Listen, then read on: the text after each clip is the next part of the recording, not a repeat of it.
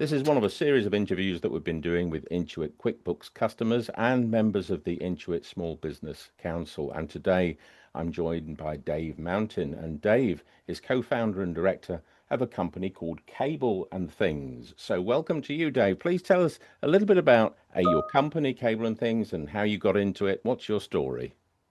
Hi Terry, how you doing? Good. Very good. Yeah, so we started Cable and Things about 6 years ago. So it does what it says on the tin. It's called Cable and Things. We sell cable and things. Anything you need to be able to build a telecoms network or connect your customers to it, that's what we sell. Any of the materials for that. So when you've got internet in your home, we're the people that provide the materials that enable you to get that. We set the company up 6 years ago because we noticed three things in the industry. Um, Lots of companies set up, they want to build telecoms networks really quickly, but a lot of them are waiting up to 6 months to get cable manufactured and delivered. So that felt like way too long. You should be waiting anywhere from 4 to 6 weeks to be able to get that. Um, Prices were quite high generally. So we've been able to come in and with a lot of the materials that we sell, we're able to put them at a lot better prices. We do that because we buy in bulk. Um, we get good discounts with our supply chain for paying on time, and enables us to enable people to save money on building the networks, basically, which gives the consumer a cheaper internet price when you're connecting. And finally, we always felt like customer service is really important. If you can build a good customer service function, really care about your customers, pay attention to them, answer them quickly, and respond, you've got a good business. So we felt those three things were missing in this industry. We set up a business to try and solve those three problems. We have done, and we're still here 6 years later, which says we're doing something right. Very good. Are you all over the country or southeast based? Whereabouts is your business? So we're based in London, but we have clients all across the country, and we deliver all across the country. So tell me about your customer base, because you talked about people in the home. That makes me think of a B2C model, and Yeah. obviously I'm thinking about payments after that. But then you have business customers as well, big business customers you mentioned as well. What is your customer base? What does it look like? We're primarily B2B. So I'd probably see ourselves more like a distributor, a wholesaler, but we're also an OEM manufacturer. So we manufacture our own goods. We bring them into the country in big containers and we distribute them to our clients. There's three different kind of clients we can have in our sector. So it's either the network operator. So you could think about BT, Virgin Media, City Fibre, these kind of companies. It can be the contractors that work for those companies. So they might go and hire a smaller company, a bigger company to go and physically build the network for them. And it can also be other distributors. So there's many other companies just like Cable and Things who have slightly different ways of setting up. Sometimes they don't have stock, they'll come to us. Sometimes we don't have stock, we'll go to them. So it can be any of those three customers. Um, the telecoms industry as well, it's changed a lot over the last 10 years. It did used to be BT at one point in time. It then became BT and Virgin Media. And today there's over 200 companies that have telecoms licenses. So there's a lot more companies that you can go and do business with. We probably have about six of those kind of customers. There's probably about 20 or 30 of those 200 I talked about that are quite big and quite sizable and well funded. We have about 20 different contractors that we work with. And then we have a number of different distributors that also buy from here and there and sell to. And looking in the other direction at your supply chain, your own supply chain, Yeah, are they big companies or small ones? Are they in the UK or overseas? it's an absolute mix. A lot of our business is done overseas, and those can be really big companies, medium companies, small companies. We can have really ranging payment terms with them, and we can have really ranging lead times and what it takes us to be able to manufacture our stock and get it here. Often that can take 90 days when you're buying in bulk and shipping. And it can be as little as 10 days. Sometimes we're trading in the UK, sometimes we're trading in Europe, and that can be quicker as well. Mm. It's sounding very complicated. I can imagine, you've got stuff coming in from all over the place. I should imagine tariffs and taxes and import duties and Yeah, Brexit and all of those things have affected your business, have they? Yeah, definitely. Funnily enough, Trump has actually made my business better. I'm not saying I'm particularly a fan of Trump, but he's really helped things at the moment. All his talk about tariffs has made the US dollar weaker, which makes it easier and more cost effective to import. Um, we don't trade with the US at the moment, so it hasn't directly affected our business. But I think it has changed the shipping market. Shipping prices have really reduced a lot in the last 3 to 4 months, which is great because they were really, really high about 6 to 9 months ago. So, yeah, I think it's recently trading environment has become easier in that respect.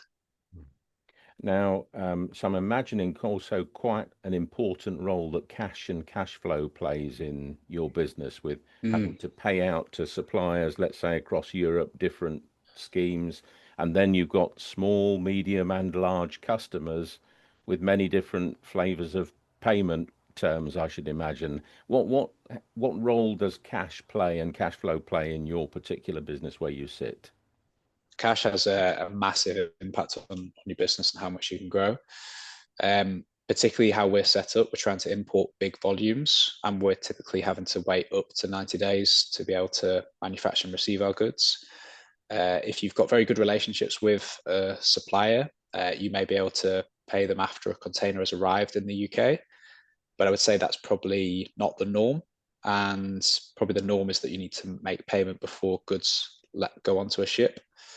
Manufacturing can be 30 days, so you can have up to 60 days with shipment, clearing, inland delivery whilst you're waiting. And then your customer might pay once you've issued the invoice, but more likely at least 30 days afterwards. So your working capital cycle can be anywhere from 90 to 120 days. So it's how you manage that is really, really critical for your growth. Yeah, I we track at Good Business Pays all the big companies and how they pay.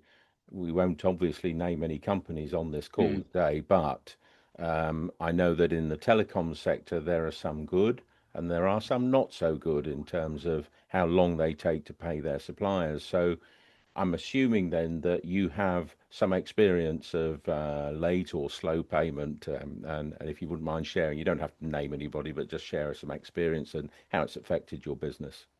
Yeah, that's definitely fair to say. I think we have an absolute range of payment terms with customers. I think we've got a good team that's been able to negotiate, I would say, the same terms across all of our customer base. But typically, before you get to that position, you're starting at often quite long payment terms. Some companies can be really, really big tier one companies have tried to start at 120 days from delivery, which is really, really, I'd say, as long as you can get. Um, in some of those instances, we've got them down to 30 days. Um, and then I'd say most of the kind of contractors I'm talking about, most of the distributors probably start at 30 days. They're quite, I would say, generally quite good in our industry from my experience so far. Some of the bigger names in the distribution sector can be a bit aggressive with that. Again, starting more around 90 days. So yeah, I think it's a mix. I think some companies can be aggressive, and I've also worked with some tier one companies that have got pretty good payment terms and have got good policies around it and stick to it. I do think when you on board with a big company initially, probably that first round of payment can be difficult. You're often going into offshore teams with generic email addresses. If you've got something slightly wrong on your email or your invoice, that could lead from 30 days becoming 60 or 90 just through small administrative points that no one means to get wrong. But I think that's something you have to be conscious of when you're starting up, particularly with some of the bigger names. But I think at the lower level, at the mid level, I think generally companies in our industry are quite good and respectful and try to stick to 30 days. And some of our clients even pay up front and are really conscious about how payment and terms helps you to grow and offer them the best terms as well. And what's your view, talking about the big companies rather than Mm, the mid-size or the contractors? yeah, Do you have, from your experience, a sense of the difference between those that choose to pay fast and slow? What makes an organization have those 120-day versus the 30-day terms? I would say maybe it's more on the distribution side of things. Maybe they're less corporate, they've got to be more aggressive, and they're dealing with customers who are probably give them 60-day terms, maybe not 30 because they are a larger organization in the distribution chain. So I think that makes them aggressive back downwards with their supply chain. I think more with the tier one corporates who are not distribution but network operators, I think they tend to have policies in place that they follow and they stick to. But it tends to be more that kind of initial setup and so on always tends to be a challenge. Yeah, it sounds like you've got to prove yourself first, and then you get improved terms over time as you do more business with them. Is that how it works? I found with the distribution companies, it depends if you've got something they really want from you. Now, if they do, they might start with very aggressive terms, but you have a, a good reason to negotiate them down to what's normal at 30 days. I think if you're really pushing to work with them, then I think they're going to stick at their more aggressive terms and not budge on it. Yeah, So it depends where you are with why you're doing business together. yeah. And you mentioned the with your supply chain, you pay on time, and that gets you good rates when you're buying in bulk from wherever. How do you manage that cash flow of being able to pay someone today? You might not get paid for 6 months by your customer for that work. I do think we probably take a similar approach where we have to be aggressive in how we negotiate with getting terms from our supply chain. And sometimes, it ultimately comes down to your relationships. So you know how far you can kind of push and is acceptable and is able to work for a supplier and where it's just not good for your relationship together. So I think some suppliers are used to working with UK businesses and understanding that on our side we'll sometimes have more than 30 days where we have to wait for payment. Um, so particularly some of the larger companies overseas are willing to trade on credit and probably are actually very aggressive with giving you very favorable credit terms to be able to trade. Mm. Maybe some of the more small to medium sized firms overseas will find it hard to give you credit terms and you will have to trade with cash up front. So yeah, I think it depends. When you're dealing with bigger companies, you can have that credit. Maybe you'll have slightly higher priced products, but you can say with that often that's quality as well. And maybe some of the smaller to medium companies, maybe they've got less big management teams. So they can be more competitive on price, but they can't trade with the credit terms. So I think it's a balance. You've got to, with your supply chain, kind of mix that supply chain up. You can't have all big companies and all small companies. It's got to be a mix. I can tell you're used to negotiating. do, What a range of tools in your bag do you know what I mean? You got to, haven't you? you have when you're a small business. Now, Yeah. what about but when you get a customer that pays you fast or regularly, and you can say that's a customer I can rely on, we don't often hear from businesses about the difference it can make to a business when they can rely on that. Do you have experience, or can you share any of that with people watching? Definitely. A couple of our first customers really have grown with us and understood that we were a small business that's grown to a bigger business. And they've always helped with us with paying upfront, maybe not the whole invoice, but they'll pay part of the invoice upfront and then pay part on delivery, which I'd say is not, it's far from typical actually when dealing with customers in the sector. Um, and those customers to today have really, really helped us to be able to secure tier one operators that we're able to work with because you do need a cash flow to be able to deal with tier one operators. So yeah, I think without some of those earlier customers that did treat us well, did care about us, and helped, we ultimately both grew together. We were able to offer them terms they couldn't get from their supply chain in terms of pricing and good quality products. And in return, they, have just traded with us really good and cared about what cash flow is to us as a growing business. So that I totally appreciate. It's something that I feel like when you're trying to win customers, it's not something you can really rely on too often, and it's quite hard to negotiate from customers these days. Mm. And I like that idea of growing together as well. I mean, it's not Yeah, just about you, but if you treat each other well, you're both going to win in terms of getting more business and growing. That's what small businesses need, right? 100%. Yeah. What needs to change? So we've been at Good Business Pays campaigning for 5 years now, persuading big companies to pay faster, and they are trying to do that. persuading the government to strengthen laws and regulations to protect small businesses. Some of that is happening too. But I know that you've been very active with the Intuit Small Business Council and other things as well. In your view, what else needs to change to improve the payment culture in the UK? I think it is that it's culture, isn't it? Culture moves mountains is always what I've believed. And like I said, with a couple of those big customers that treated us well when we first started as a business, we've been able to grow on the back of that. And we're still here supplying those businesses today, 6 years on, which says something about what we've been able to do for them as well. We've been able to consistently provide good products, good services at an amazing price. Um, so, it'd be nice to reflect that across the other businesses that we deal with. I think, in my experience with tier ones, be it an operator or a distributor, I think it's probably that initial starting point that can be the most difficult thing for a small or growing business. You're, throwing a lot of cash out of the door to be able to fulfill that contract. You're going to do anything to get going with that big tier one contract, because once you've got those logos on your books, it helps to bring more business in a lot quicker. But you almost commit a lot of yourself to those businesses to fulfill for them. And I don't think they probably understand, whilst they might have policies around, smaller businesses, maybe they'll pay in 30 days, and bigger businesses, maybe they'll pay in 60 days. I think those are quite good policies. But I think not always are they conscious about that initial bit of onboarding. If you have delays in that invoicing cycle, you're probably not going to get the 30 days. You probably have to expect it could be 60 or even 90 in that first payment cycle, and it will get better after that. So I think there needs to be a bit more consciousness about that in culture. I've been fortunate that the tier ones I've dealt with, I've actually had good people inside the business that really have cared for us, treated us like human beings, and been conscious of that.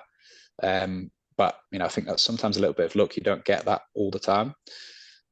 So I think that's one point for me, that initial cycle with big companies. And then I think it's a cultural thing, isn't it? I think in England, we could do a lot more to look after each other, care about each other, think about other people. We're all human beings at the end of the day. We're all passionate about what we do typically if you own and run your own business. So think about where you were when you started in business inside a company or in your own company, and what you needed to be able to grow, be empathetic. And I don't think culturally that's been there for a long time in England in the last 10, 20 years. So yeah, I think people like you who are here actually focusing on trying to make that cultural change, it's what we need. I personally, I'm really, really grateful for it.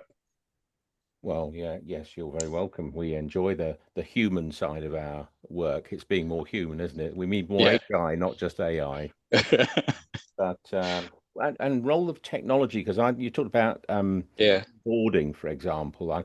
The onboarding process can be painful itself for a small business going into a big. You get into Cooper and Ariba and all these big tech systems. It can take months just to onboard before you get your first payment as well, right? Yeah. That's Probably so see true. that.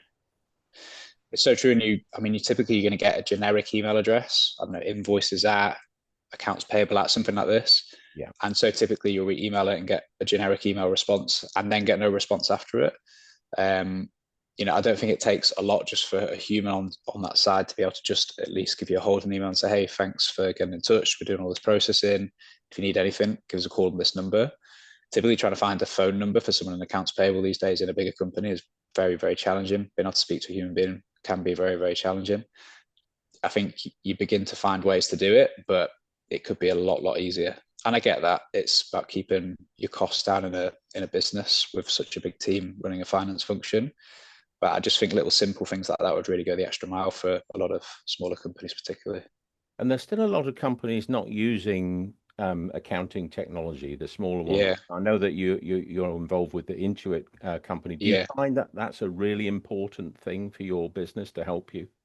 yeah. I think you've got to automate accounts payable these days, and you've got to automate bookkeeping. So I think a lot of the processes. I mean, we have the same in cable and things. If you email an invoice to us, it goes to invoices at. It gets processed through our systems automatically, and the payment is loaded. It's then simply a matter of processing, like approving it.